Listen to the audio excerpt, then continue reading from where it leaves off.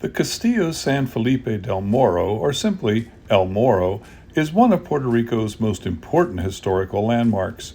Standing at the entrance to the San Juan Bay, it is a symbol of Puerto Rico's strategic military importance, its colonial past, and its cultural heritage. As a UNESCO World Heritage Site since 1983, El Morro has witnessed centuries of changing power dynamics and is a physical testament to Puerto Rico's rich and often tumultuous history. The story of El Morro began in the early 16th century, when Puerto Rico was a critical point of defense in the Spanish Empire's transatlantic colonial network. The island of Puerto Rico, then known as San Juan Bautista or St. John the Baptist, was a strategic treasure in the Caribbean. In 1533, the Crown authorized construction of a fort on the promontory there, guarding the entrance to San Juan Bay. The initial structure was built largely of wood, but later with limestone to protect the harbor from pirates and rival colonial powers. The fort was initially known as San Felipe del Morro, after the patron saint of the Spanish king, King Philip. But as fortifications evolved over time, it would come to be known as Castillo San Felipe del Morro, or simply El Morro. The construction of El Morro was a long-term military endeavor that spanned over several centuries.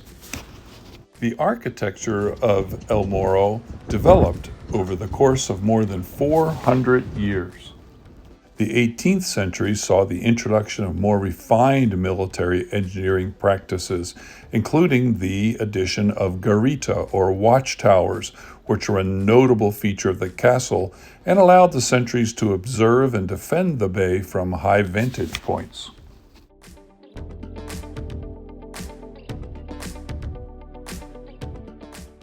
El Morro's strategic importance cannot be overstated. Its location at the entrance to the San Juan Bay made it an essential part of the defense system for the Spanish Empire in the Caribbean. In the early colonial period, the primary threat came from pirates and privateers, particularly the infamous English pirate Sir Francis Drake. In 1595, Drake attempted to capture San Juan by attacking El Morro, and though he failed, the siege demonstrated the need for better fortifications as well as much more advanced weaponry. It's obvious from what I've shown you so far that this is a multi-leveled fort. If I remember correctly, there are actually 6 different levels to it, from down at the actual waterline up to the higher points of the castle.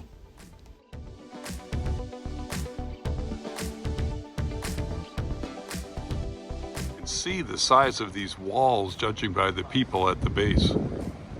So as you look behind me, these huge structures here were the kitchens for the fort, apparently.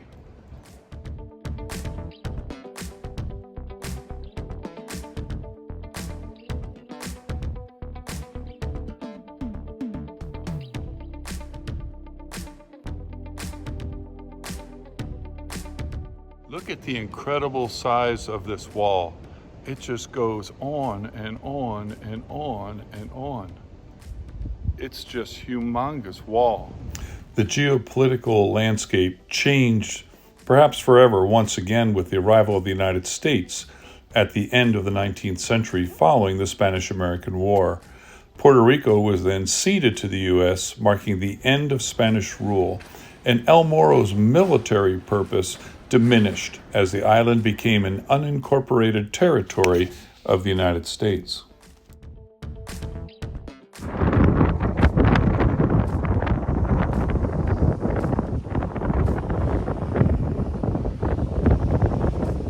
So most of you guys know me. You think I'd go down that little tunnel there to see the end there? What do you think? Yes? No? Well, if you know me, you know there is no way I'm going down that little tunnel.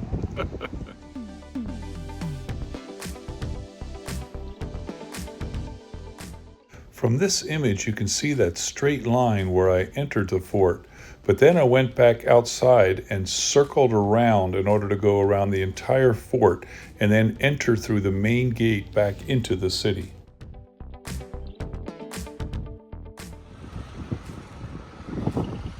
It's interesting that this sunken area here at the front was once a moat, which would have made it even more difficult to try to attack the fort. After seeing the inside of the fort, one thing I really wanted to do was take this trail that would hike around the entire outside of the fort right by the water. It was incredibly beautiful to see the crashing waves and look out on the bay, but it was also amazingly impressive to walk along these walls and imagine a opposing force trying to get in or fight through this wall. It's be virtually impossible to do. In 1983, El Morro was inscribed as a UNESCO World Heritage Site. This designation will ensure that the fort will be preserved for future generations, and it really highlights the global importance of the fortress.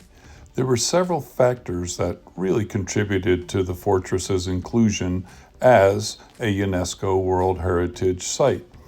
The first was probably El Morro's design in the way that it reflects advanced military engineering practices from like the 16th through the 19th centuries, and incorporated evolving styles of fortification, like from early stone defense to more sophisticated bastions.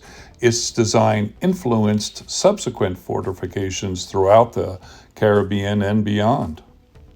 Take this walkway away and imagine that this is what you would see if you were attempting to attack this fort from the water. The second factor that contributed to UNESCO designation was that El Morro played a crucial role in the defense of Puerto Rico and the Spanish Empire in the Caribbean, especially against piracy and military invasions. The fort's military history spans centuries, with significant battles that shaped the course of Puerto Rican and Caribbean history. Lastly, the fortress represents a classic example of military architecture during the Spanish colonial period. It's one of the finest examples of fortifications built to defend against artillery and naval attacks, and its inclusion on the UNESCO World Heritage list reflects the universal importance of such sites in helping to understand world history.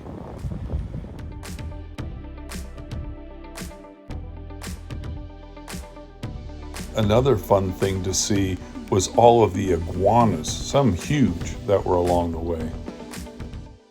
Managed by the National Park Service of the United States, El Morro is one of the most recognized landmarks in the Caribbean, and the fort attracts visitors from all over the world and remains a critical part of Puerto Rico's tourism industry.